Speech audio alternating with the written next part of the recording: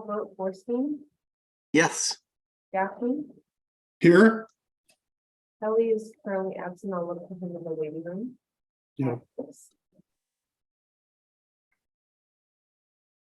Did you call my name? Yes, Okay, yeah, there's a bit of a sound thing, but yes, I'm here. okay. Stella, Here. thank you.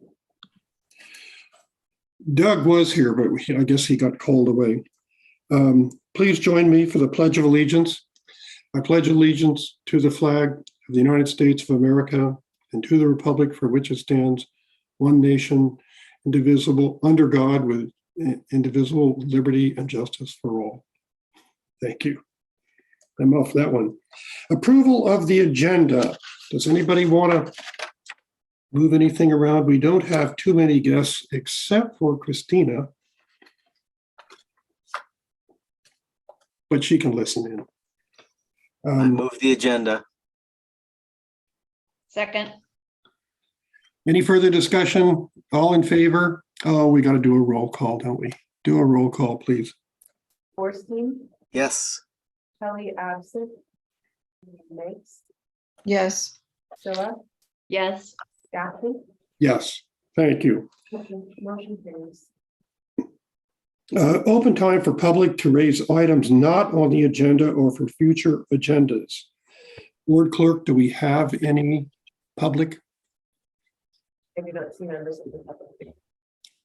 We note that Doug has joined us. Okay.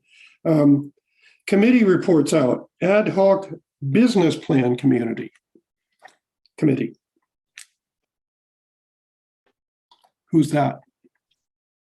That would be Pamela and Doug, right? I'm in. Yeah, okay, we'd like a report from the business plan committee.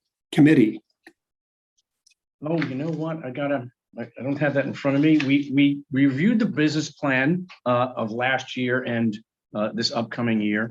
I don't have that right in front of me, and I just had a computer problem. Can you skip that and come back and I'll get it up on my screen? Okay, that'd be great. Ad hoc facilities committee. No, we went by there's a place on 1111 Anderson that I think is going to be ours pretty soon. They redid the laterals out to the street, and that looks good.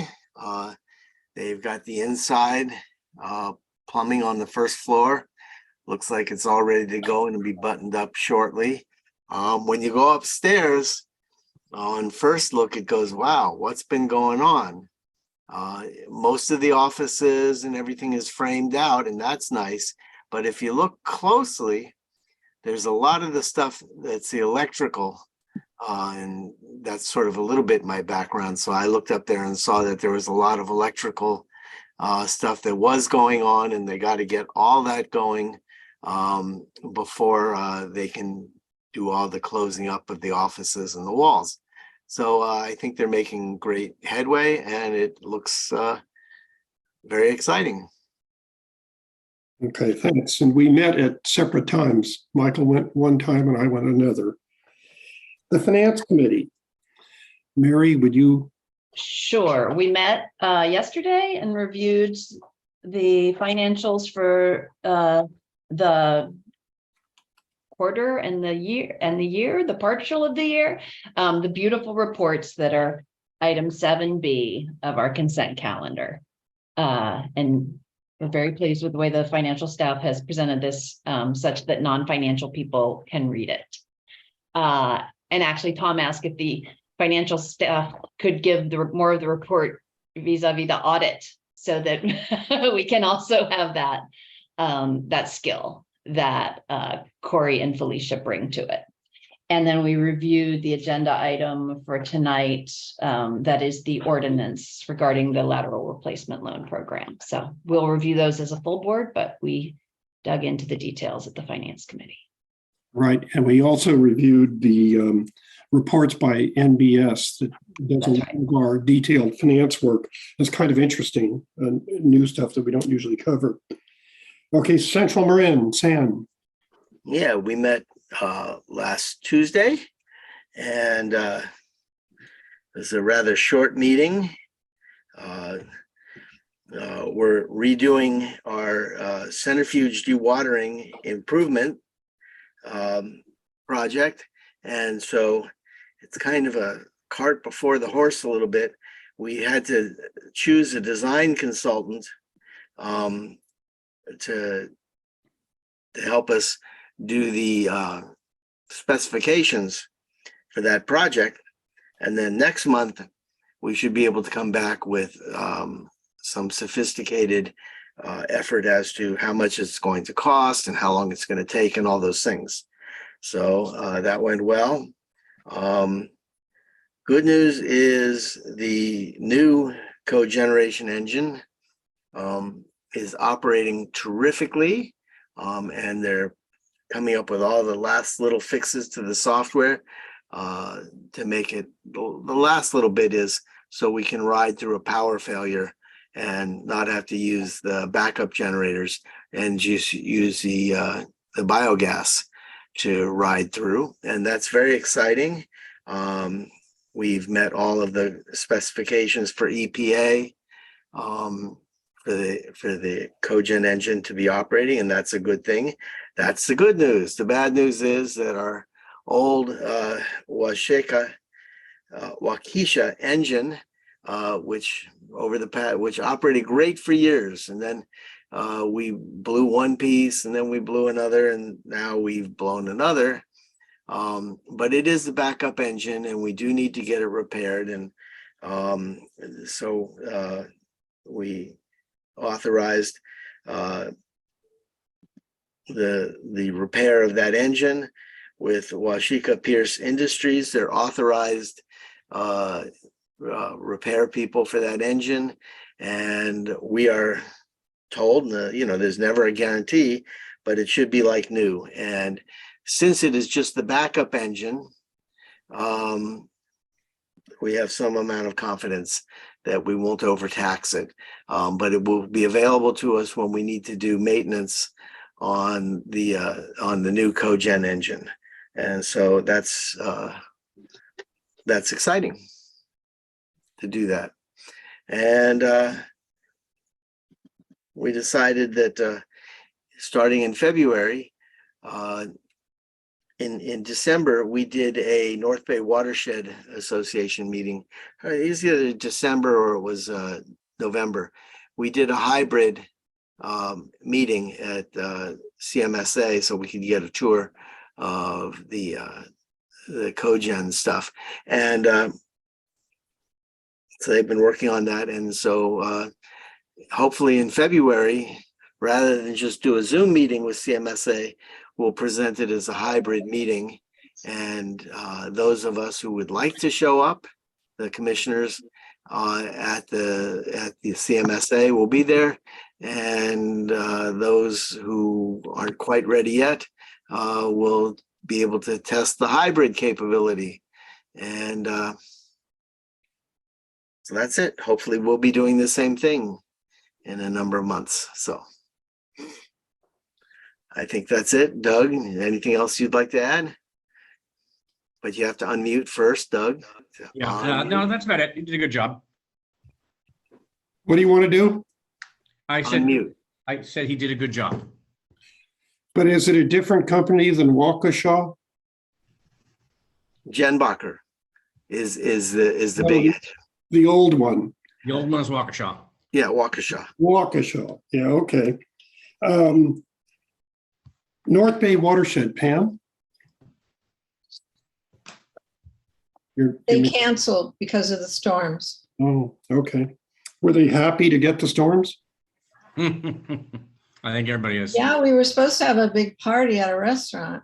Oh, heck. We'd want to miss that. How about the ad hoc business plan committee? I keep saying. Sure. We reviewed the Yeah. plan and last year and what was done, continuing to work with the other agencies for our public outreach.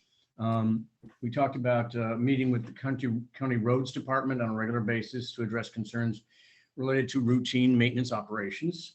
And easement program phase 2, based on a priorities list from staff, coordinate with property owners, fire departments, et cetera, to clear easements of vegetation. So, they've met with all 3 fire departments, vegetation removal completed at 2 easements, Deer Hollow and Sleepy Hollow, and Via La Paz in Green Bay. So we talked about all the other things we were going to do for the year. Code enforcement initiative, assign a compliance officer to duties and analyze smoke testing results and prioritize for outreach.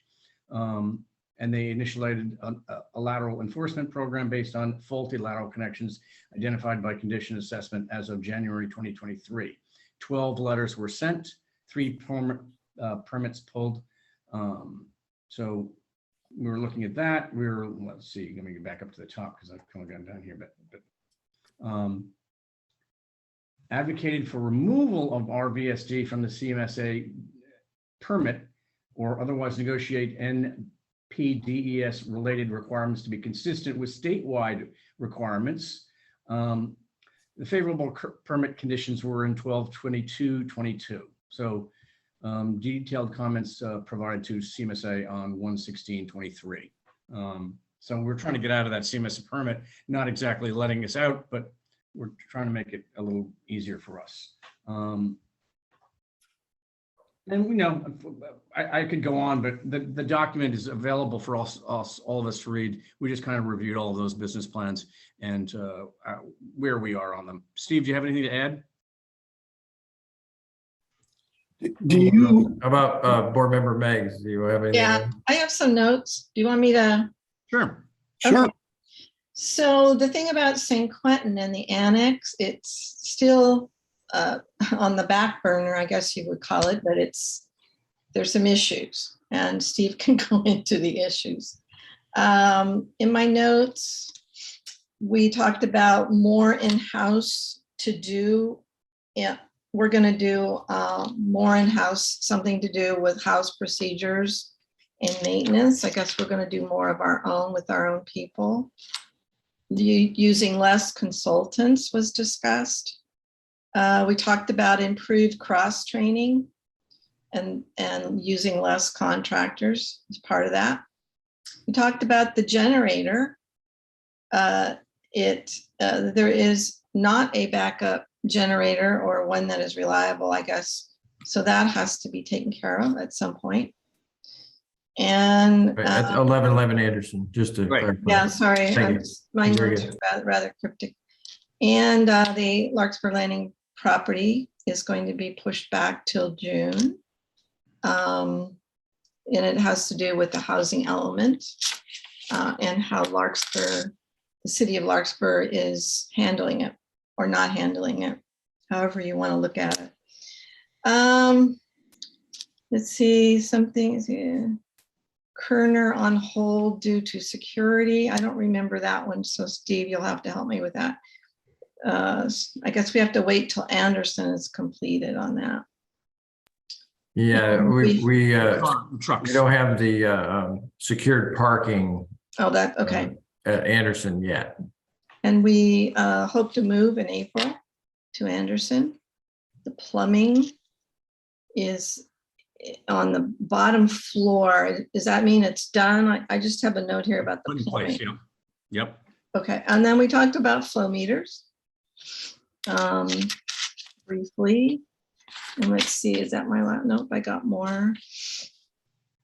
So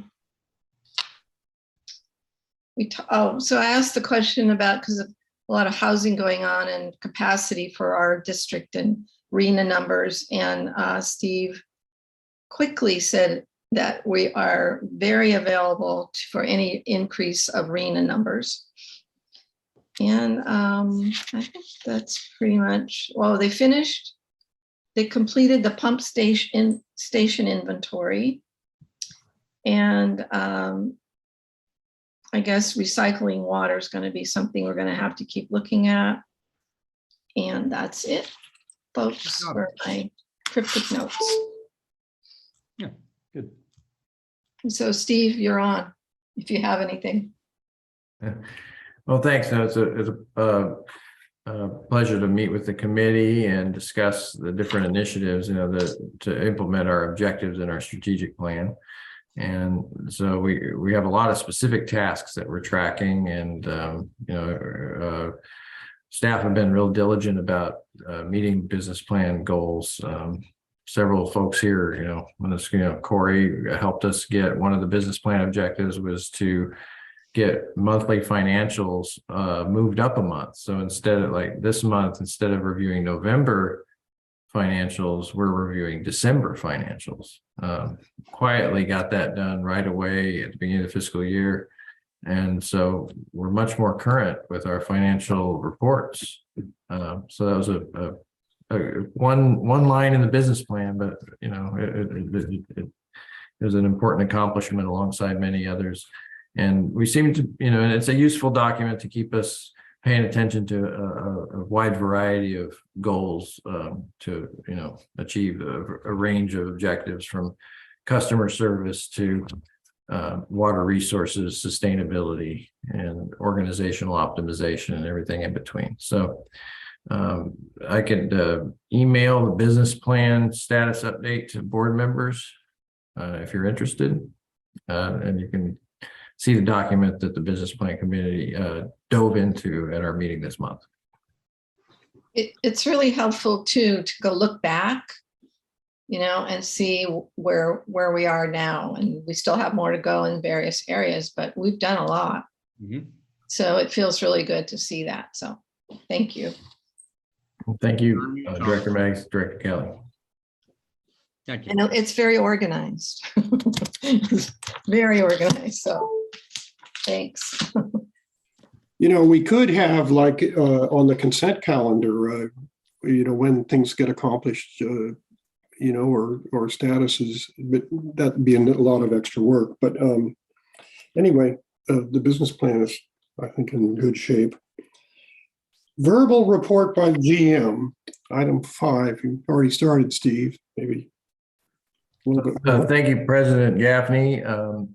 Board members, cover 4 areas today. Won't go on too long. First, on the Larkspur Landing property, the city is considering a general plan update and housing element next week. And so we've been coordinating with planning staff, both through Riley, Hurd, and I also had a chance to speak with the planning director, community development director, Elise Simonian. And really, I would just say that we're fine tuning zoning recommendations for the Larkspur Landing site. It's not terribly controversial, and we're really just reiterating the contents of the letter that the board approved 2 years ago. Then President Silla signed, and that's on our website for your reference. So if you go to the Larkspur Landing property under Open Government, Larkspur Landing property webpage, and scroll down to Larkspur Update, there's a link there to the letter that we sent 2 years ago. Amazing to think 2 years have gone by. But everything in that letter still holds true today. And Riley's been using that and coordinating with the staff and the planning commission at this point. So it's moving forward. And then so that's really my update there. If there's any questions.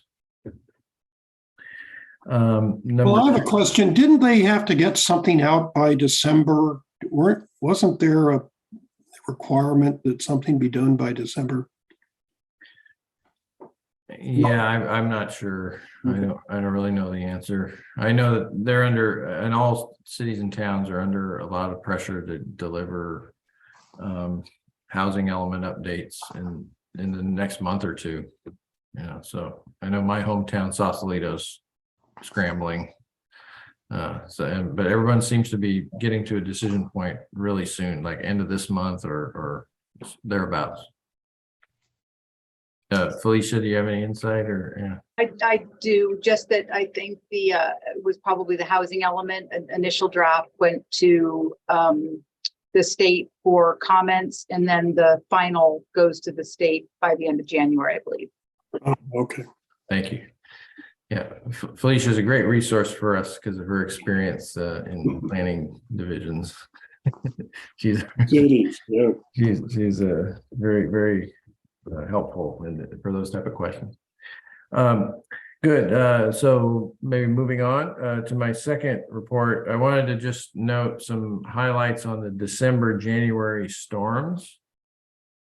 Something I'm sure the board members are very interested in. We had no spills in December. And so far in January, we do have 2 spills. They were on January 11th and January 12th, and we're still figuring out, the scope and size of them. But one was more due to infiltration and inflow overwhelming a small diameter sewer. And the second one was due, it appears, to wipes actually caused the spill. So, but we're still looking into that. And I guess I would just say, you may have seen some news articles about sewage spills, and that our spills were small. And compared to, especially in Alameda, San Mateo, Santa Cruz counties, Monterey County, were much harder hit than Marin County. So we're very fortunate. I can actually share screen just to give you a sense of like some of the resources I use. This is a website. Can you see this graph here? Yes.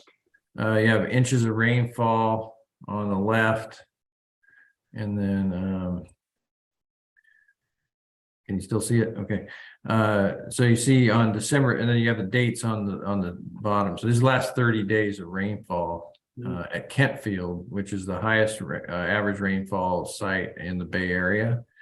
And you can see that 3.8 inches fell on December 27th in the morning. And that was a peak flow at CMSA of about 94 MGD, right? Typical dry weather, more like, less than 6 MGD. So quite a storm in the early morning on a holiday weekend. And we had no spills that day. We had staff on call plus 2 storm patrol staff that really rose to the occasion. And then all these days, and then this is another big storm on December 31st, you might remember, 3.2 inches. And then a succession of storms. And then this last week, the January 9th storm was pretty challenging. We saw our system surcharge that day, finally, where there was so much water coming to our major pump station, Kentfield, that the smart covers showed the overall water levels rising up at the siphon at Ross Post Office. And so we were just starting to see our system really tested on January 9th, no spills.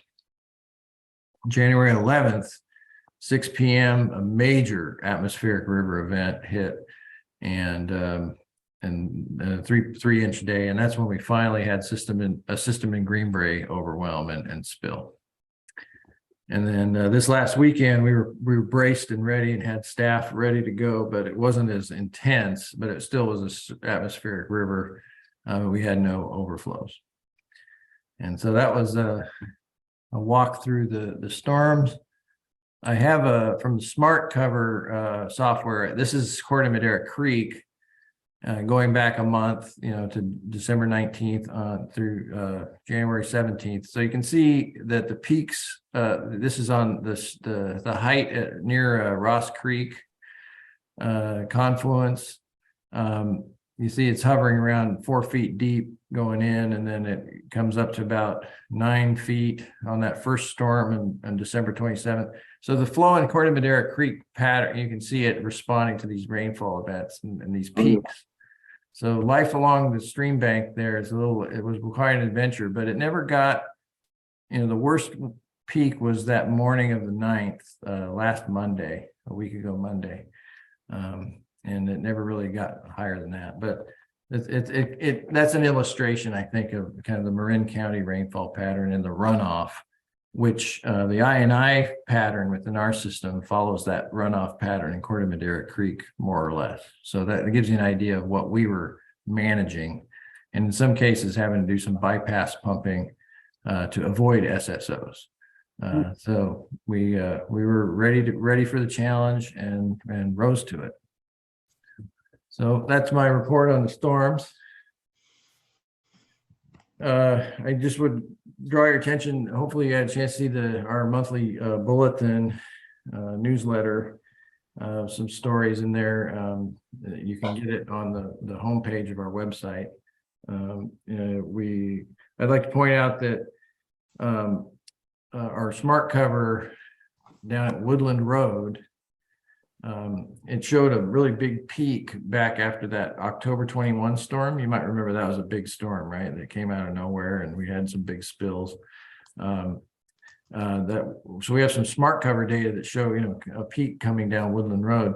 Well, we did 2 projects this last year in the fall, actually recently. In October, we replaced the line, or September, replaced the line in Woodland Road with a larger sewer as part of the end of 2021 project, which you approved in June. So we did that project, and then we did South Ridgewood. As part of the 22-23 project that Glossage is building right now, got the work done in November, December. And that same smart cover showed just a flat line of flow after getting those 2 projects in. So we have proof that our capital project made a huge difference in I&I, because in these last series of storms where you just saw the rainfall, it was no picnic, as they say. All through that, the smart cover in that Woodland Road manhole was flat level, flowing right along, no surcharge or anything. But in that October storm where we had the big spill out there, it had a huge peak.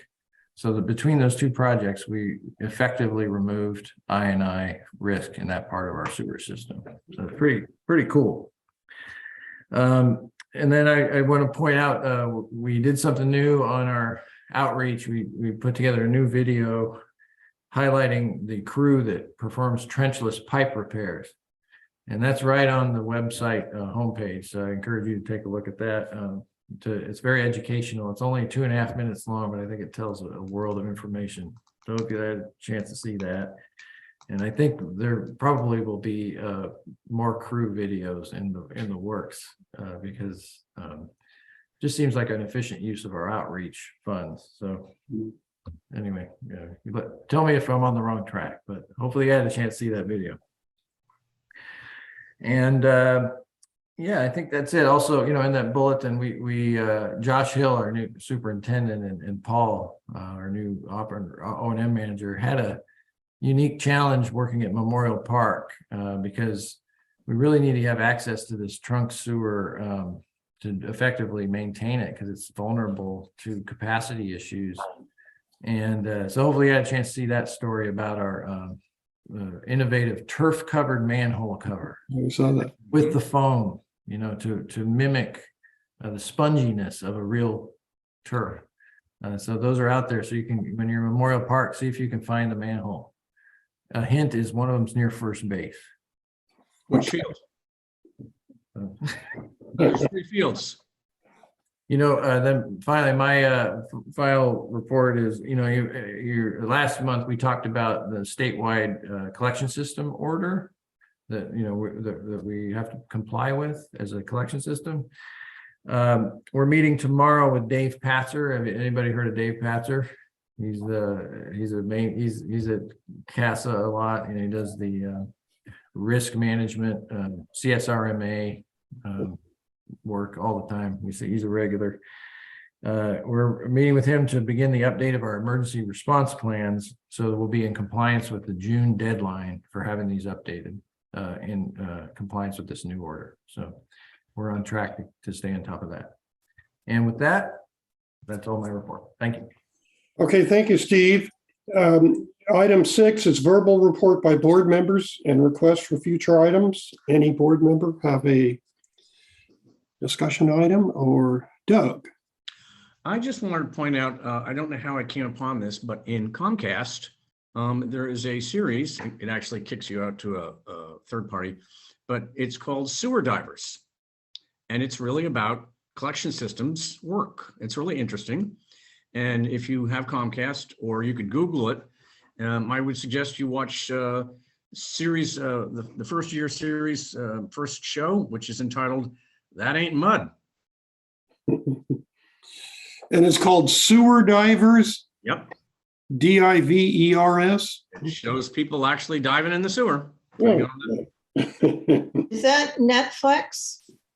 It's no, it's iTunes show series, I think.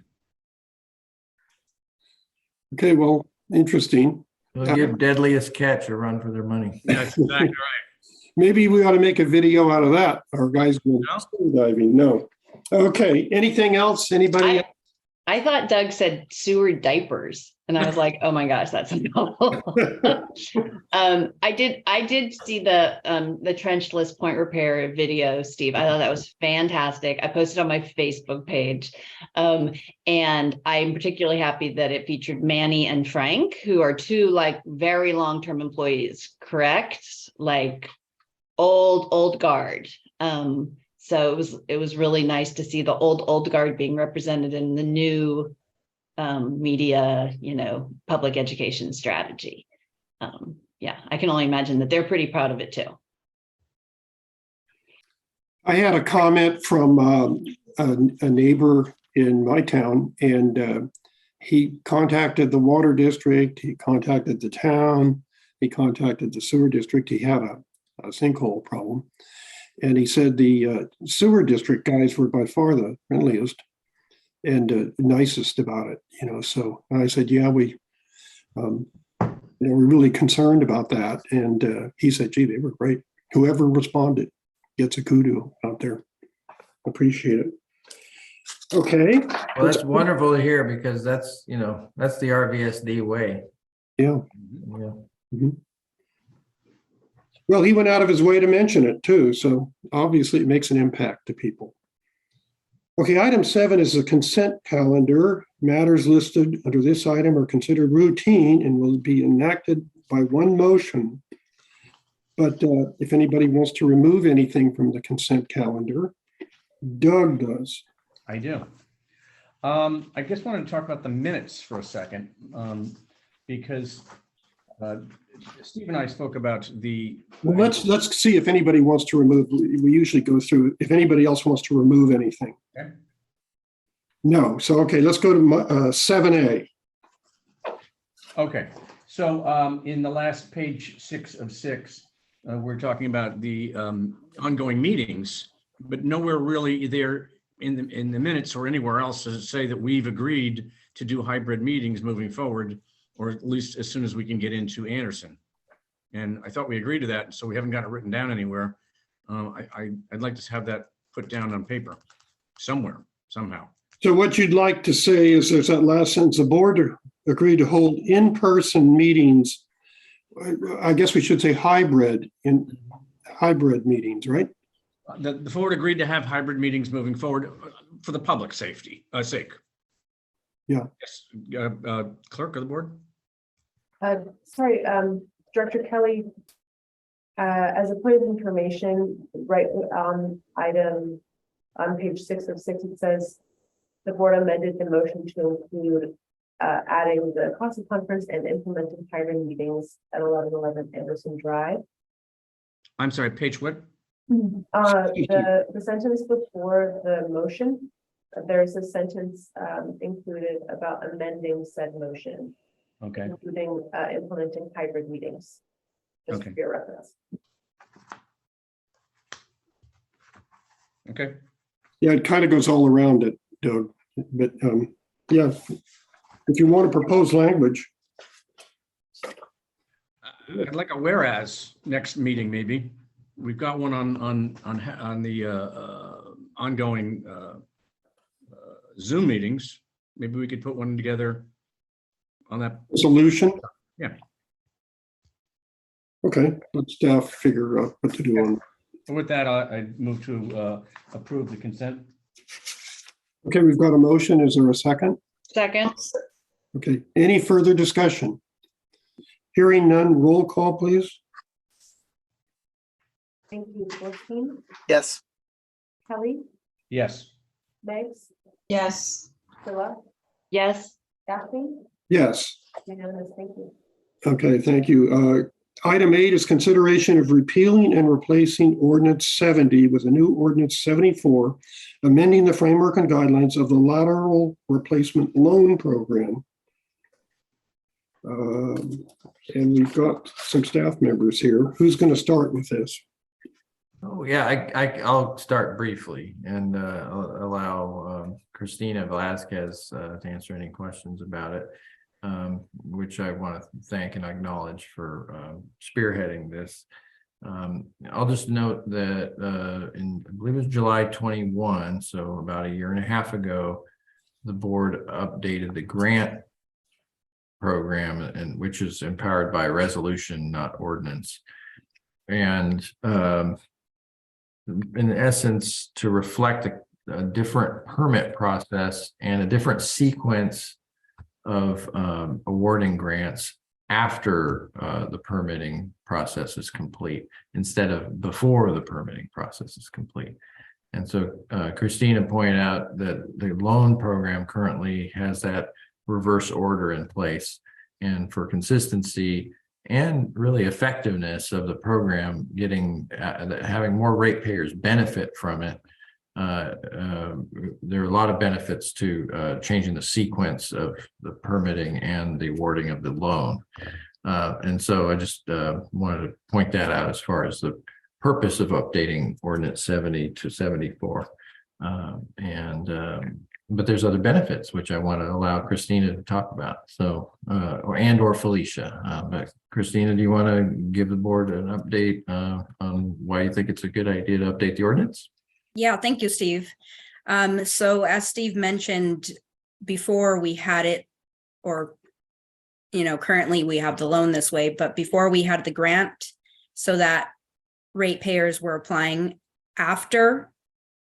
before work was performed. And now we have it set up so that they're applying after work is performed.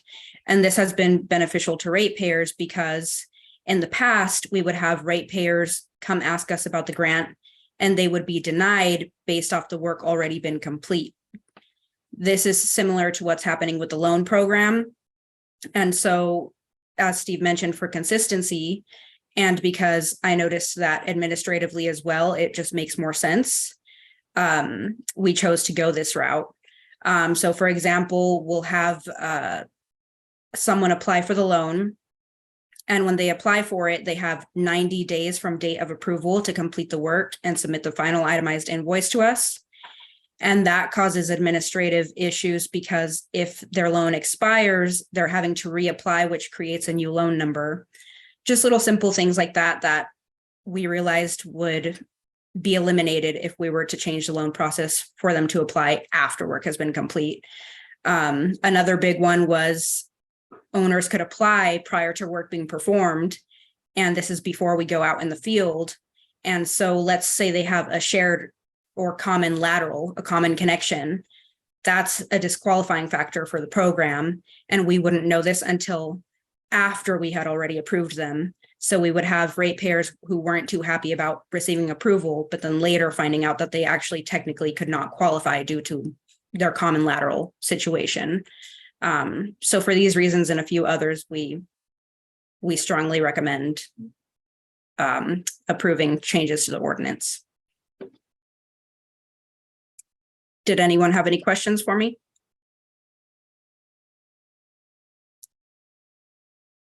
Those were nice examples, Christina. Thank you. And I think Steve has some additional information he wants to share with the board. We did review the ordinance changes with the finance committee yesterday in depth, but for the benefit of the full board, go ahead, Steve. Nope, you're on mute. Thank you. Sorry about that. Sorry to butt in like No, this is a good graph. Let's. I wanted to reinforce Christina's point about the customer service and just the success of the grant program change.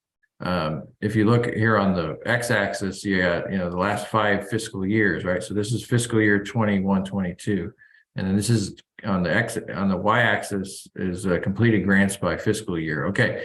So if we look at the red, overall, there have been less grants. That's due to circumstances that aren't related to our interactions. But the blue line reflects something interesting, that over the previous 4 years, we would have expired or canceled grants that were 30 or to 60 But since we instituted the new permit program and sequencing, we only had 2 expired or canceled grants in the last year.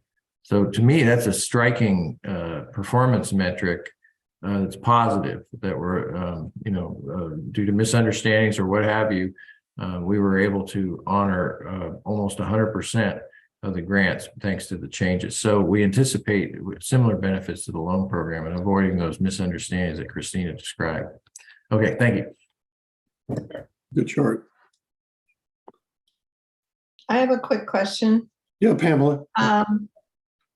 Anything from the past, if a constituent came forward and said, oh, I see you changed your grant policy, and I was one of those people that was denied because I had done the work before it was, permitted or something. Does that really matter? Or is that a case by case, or? Christina, would you like to answer Director Meggs' question? There is a time limit to application after the work's been completed. Is that correct? Yeah, so we're recommending a 30-day time frame from the date of the final inspection. So from the date that the work was complete and signed off by our inspectors, we're recommending a 30 time period for the loan specifically. For the grant, it is 180 days, which is nice as well, because that does give homeowners much more time, and they don't have to coordinate with their contractors, before the work is done. But for the loan, we're recommending 30 days just to make sure contractors can get paid in a timely manner. Okay, and let's say someone had this happened a year ago. So if they go over the 180 days, then they're out. Is that it, Felicia, or is that how it goes, Christina? Yes, that's correct. Okay, because I don't want to run into someone on the street. Okay, thank you. Thank you. Yeah, Doug. Steve, you mentioned that there were less loans due to other issues. What are those? So we went from, if I looked at. We just have less applications. Do you know why? Fewer grant applications. Yeah, that's a good question. We could speculate, as to why the reduction in grant activity could be. There's just fewer remodels, or remember, a trigger. Property transfers are a trigger. So there could just be fewer real estate transactions that are occurring that are triggering the lateral ordinance, and then therefore triggering the grant program. Probably less work during COVID too. And that could be a factor as well. No, actually, there was a lot of work during COVID. That was the deal. There was so much remodeling done. Yeah. People working in other people's homes? Really? Yeah, and remodeling. That's everybody. Hard to find contractors during that period of time too. Okay, thank you. I'm all for making this, we started the program as a board, and we, Doug, your question kind of implied it. We want as many of these as we can get. So making it easier. Thank you, Christina, for that. I had a question. We're going to change the interest rate from, and I learned this yesterday at finance, but from 3.6 to the 10-year treasury plus 0.5. Well, we don't need to make money on this. Would we be making money, or is that, we're estimating that would just cover our administrative overhead costs. Remember, some of the grant, and the loan program is administered by NBS. So the district does pay for that service, as well as internal staff time to record the grant, to record the loan at the county tax assessor office. So when we do our rate study next year, we can have the rate consultant do a cost analysis of it, but I suspect it's pretty close to cost neutral. Okay, that's good. Thank you. There's a lot of redlining in this. We talked about it before. So it's a major change. And I remember when we approved the loan program, and the grant program and the loan program, that we said we're going to continue to amend these ordinances. Remember that? That we're going to work with the realtors, and we postponed the start date a number of times. So I think any improvements to make it easier and to make it work, I'm all for all kinds of things like that. So any other questions from board members or anybody? Any comments? Okay, I'm looking for a motion on this. It's a draft. Okay, need a motion. Okay, I will, I would move to consider repealing and replacing ordinance 70 with a new ordinance 74, amending the framework and guidelines of the lateral replacement loan program. Second. Okay, any further discussion? We're adopting the resolution, right? We're not just considering adopting it. Yes. No, I said, I'm sorry. Yeah. Let me rephrase that. I move that we repeal and replace ordinance 70 with a new ordinance 74, amending the framework and guidelines of the lateral replacement loan program. Great. Thank you. Second. Thank you, Mary. You're right. Okay, who seconded? They second. Michael. You still second that, right, Michael? Okay, And third if necessary. okay, good. Roll call vote, please. Thank you. Gorski, Yes. Kelly, Yes. Meggs, Yes. Phila, Yes. Daphne, Yes. unanimously. Okay, thank you. Let's move on to item 9A, which is, Thank you, Christina. oh, thank you, Christina. Yeah. Thank you, Christina. Thank you all. Thank you. If you get some more ideas, we're ready for them. You know, good ideas we can take on. Information items, monthly O&M metrics report. Yeah, I'm going to stand in for Paul today. He's kind of on the R&R, recovering from a cold. And I'll just say a couple of highlights for the December metrics where we did not have any SSOs. Yeah. And so that rounded up 4 out of 6 months in the beginning of this fiscal year, you know, from July to December with no spill. We've never accomplished that level of performance since we've been keeping track. So that's very positive. And but as you can see on board packet page 101 or page 5 of 18 of the metrics report, first paragraph, the smart cover system prevented an SSO Yeah. in December. You know that there was when the pump station lost power and didn't have its alarm system functionality, the only way we were able to understand that the system went off was from a smart cover in front of the station. This is a small lift station, so it doesn't have an automatic transfer switch and generator. And so our major pump stations are foolproof, fail-safe, plus, you know, we have redundancy to keep something like this from happening. But for our smaller lift stations, we have a little vulnerability, especially this one, which is top priority to replace, which we're going to go out to bid, I think, in March with plans to replace this pump station, in part because of these type of vulnerability. So anyway, that's a pretty high highlight.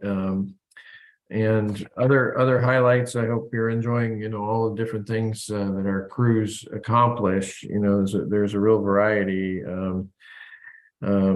Dealing with you know, the pump stations, doing some specific preventive maintenance. In line maintenance, we're identifying lost nodes, you know, where we on our map we'll have a manhole or a rod hole, but we don't know where it is in the field, and we're spending some time finding these and finding them, and then labeling them with laths, you know, survey markers and green paint, you know, so that staff can find it in the future. We did communicate with City of Larkspur. You know, we saw asphalt chunks this big in an 8-inch line in downtown Larkspur by Magnolia on a paving project. You know, there's no question these are coming from the paving contractor, and really huge SSO risk. You know, this is a pipe this big. Well, it might have been a 10-inch pipe. and asphalt chunks this big, and just it really it's frustrating. But we're kind of following around these paving projects because we just keep finding things like this. We learned this through other SSOs and what the causes were. So we have a more proactive program now. We can talk till we're blue in the face to our fellow agencies. Gee, could you control your contractors? The best strategy here is just to follow them around and clean up after them and protect our interests and protect the environment. But we'll continue to let them know and see if we can get some better behavior out of that machine. Good. Yeah. I don't really have much else. If you have any questions about the metrics, I guess, one thing, I will point out one more thing. Page 9 of 18, board packet 105 is our water use. And so what you see here is we can track this every other month because our water meter data comes in every other month, right? And so now we have up to the 6th month. And you round these numbers up, we've got 200,000 gallons of recycled water used and 400,000 gallons of potable water. So we have about a 2-to-1 ratio, 2/3 potable, 1. But also 4 plus 2 is 6. That's 600,000 gallons of use. And our historic average for the year has been around 800,000 to 1 million gallons a year. And here we're at 6 already, right? So we're on pace to break the record for more water used. To me, that tells me we're working harder to clean our sewers, that we got more done. In terms of the big picture from a water supply standpoint, this is not significant. This is, this will provide enough water for a handful of houses, maybe 10 to 20 houses for annual water use. But this tells me that under our new O&M management, they prioritized line cleaning as a way to prevent SSOs. And we had a record number of no spill months as a result. That's what I'm seeing as a general manager. So, and also seeing a commitment to recycle water use, but not at the peak use of the drought. We did reuse about 660 odd thousand gallons last year. We're on pace for 400,000. And we talked about this at the business plan committee. We're not about maximizing recycled water use. We're about optimizing recycled water use. And that's what our business plan calls for. And I think this is a picture of what that means, that we can recycle a lot of water, but we need to protect our equipment. We need to meet our line cleaning goals and prevent SSOs and protect public health and the environment. And that's an optimization exercise, not a maximization exercise. So anyway, I think our metrics, speak for themselves as they most often do. And, but it's good to throw a little interpretation on them now and then too. And yeah, any questions about it? I have a comment. In the beginning of last year, December, January, February, and March, we were 49% of the flow to CMSA. And in December, we were at 44. And we've been as low as 41 3 months in a row. Right. So we're really, obviously, we're succeeding, Steve. That proves it to me. I don't know what January is going to look like, but and that makes a big difference because it makes a difference in our costs. Yeah, I remember we were over 50%. I think when I first got on the board, on a number of months. Yeah, and it's pretty consistent too, isn't it? Yeah. From 41 to 49 max. And for the 6 months in the summer, the average is below 43%, 42%. It's below 42% is what it is. Yeah. Yeah, very good. Any other comments by board? Okay, let's go on to 9B. Yeah, or I just pulled something up. This is from the 17-18 metrics report. And so you see the pattern of percentage of flow is a little bit higher, back 5 years ago. That's a lot higher. You got some 50s in there. You still get the 45s, so it bounces around a little bit. Mhm. But yeah, I think you're seeing, I think this bears out what Director Kelly was saying, that there's instead of the 50, 51s, now you're down around 44 to 42. Yeah, excellent. That's good report. Glad you had that on that. Let's go to 9B, which is information on NBS fiscal annual reports. And there's about 3 of them that you're in here, isn't there? Who's going to take this one? Oh yeah, could I hand this one off to you, Assistant General Manager? Yes. Of course, General Manager Moore. Be happy to take it. So each year, starting last year, staff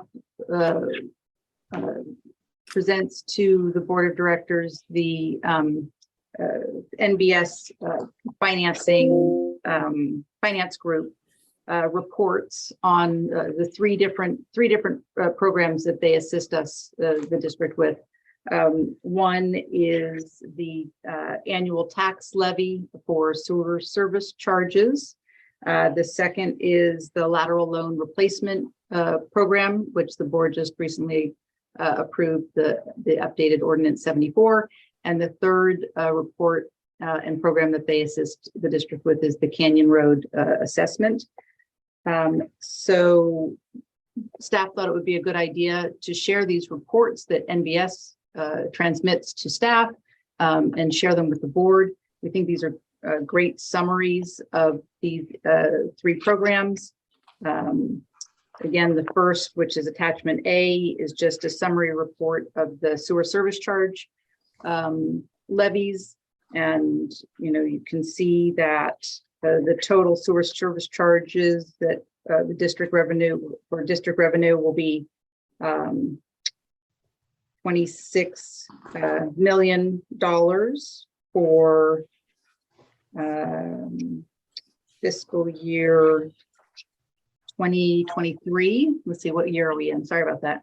And that also breaks down the Ross Valley's rate and the Larkspur rate. And then Murray Park is also carved out because the board will remember they're under their own sewer service charge rate until we redo our 5-year rate structure, which the board will remember is coming up in the following fiscal year after this next one, starting in July of 2023. The second report is, again, the lateral loan replacement program. This is a nice summary of the 87 outstanding loans that the district has granted since the loans inception, the loan program inception in 2006, I believe. And no, 2000 and maybe it was closer to 2010. My apologies.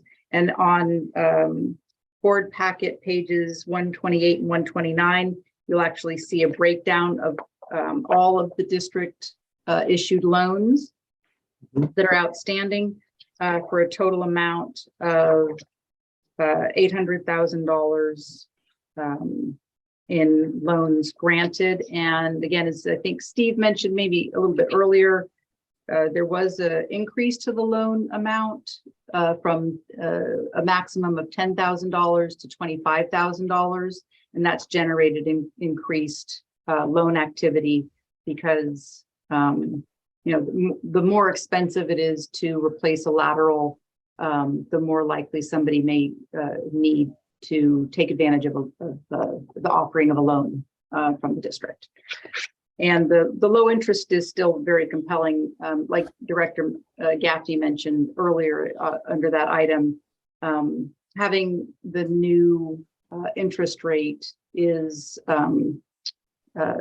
consistent with the market, following the market rather than having a fixed rate that was established by the original ordinance, which worked fine, except for when the interest rates were really low, people did question why our interest rate was a little bit higher. So having a floating rate makes a little bit more sense. But I'll have the rate consultant make sure that we're having a cost neutral event with that, because I think that's an important point. And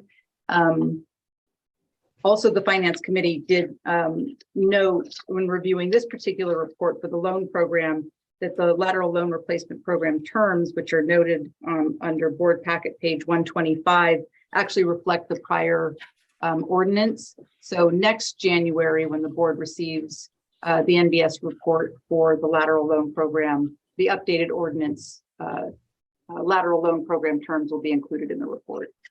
Yeah. And then finally, the Canyon Road Assessment District report, which is attachment C of this information item, summarizes the Canyon Road bond that was issued. That was what was in 2006.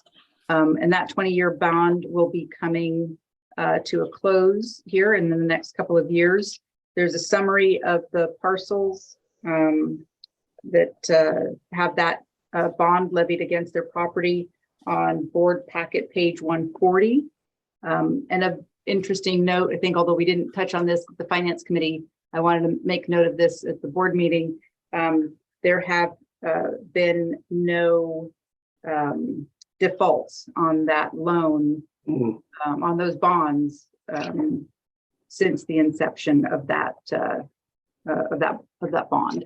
So we have a very good contributors to that bond program. Delinquency, that's what the word I was trying to find. And there's a summary of the program on board packet pages 132 and 133. So again, I think NBS does a very nice job in tracking these three, helping the district track these three programs for us. And we're pleased to present these reports to the board and happy to answer any questions that the board might have. Well, remember, we always had questions about what is Canyon Road, and so I think that was answered very well. And they also prepare the big report every year that, you know, about 1 inch thick of all the sewer service charges, and all we saw was just the summary. So there's a lot of work that they do for us. That's right. Yeah, it's good information. I appreciate you showing it to us.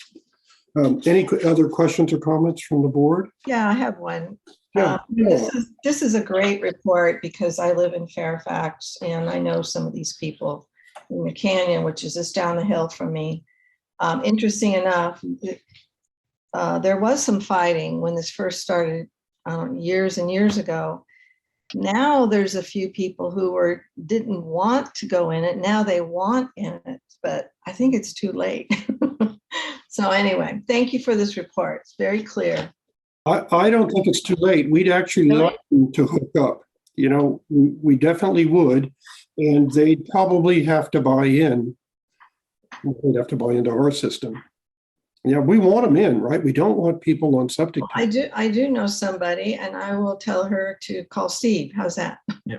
Okay. Yeah, we'll facilitate it.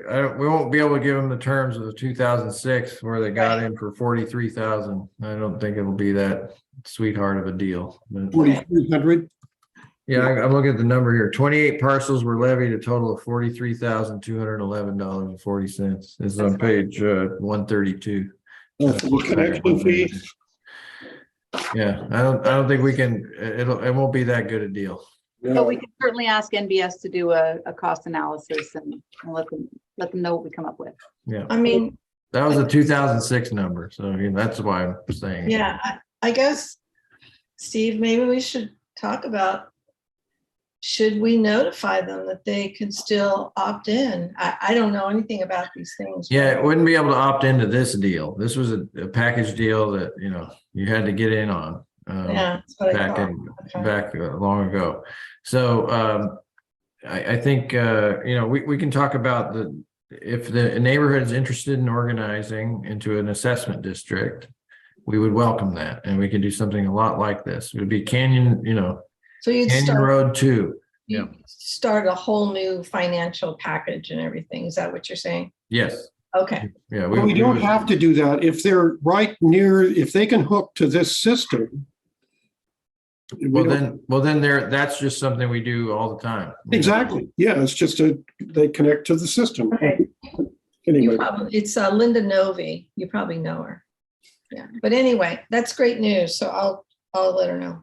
Yeah, our ordinances are all geared toward that.